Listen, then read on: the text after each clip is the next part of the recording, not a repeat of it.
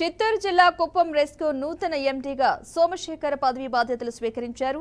AP SP DCL Tirupati నందు ఇంజనీరుగా విధులు నిర్వహిస్తున్న ఆయన AP SP DCL chairman, managing director ఉత్తర్వుల మేరకు కుప్పం రెస్కో ఎండీగా పదవి బాధ్యతలు స్వీకరించారు. నాణ్యమైన విద్యుత్ను అందించడమే తన లక్ష్యమని ఆయన వెల్లడించారు.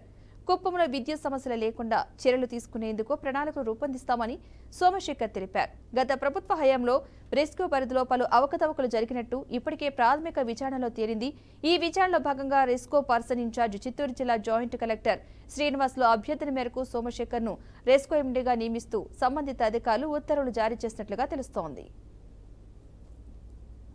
నా పేరు సోమశేఖర్. నేను ఎండి రెస్కోగా నేను నా చార్జ్ తీసుకున్నాను.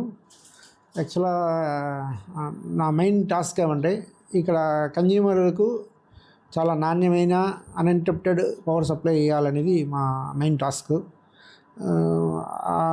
అంటే ఇక్కడ నా అబ్జర్వేషన్లో నేను ఇక్కడ చూసింది ఏమంటే ఎక్కువ లెంగ్తీ లైన్స్ ఉండడం, ఓవర్లోడ్ లైన్స్ ఉండడం, లో వోల్టేజ్ ఉండడం ఇట్లా ఉంది.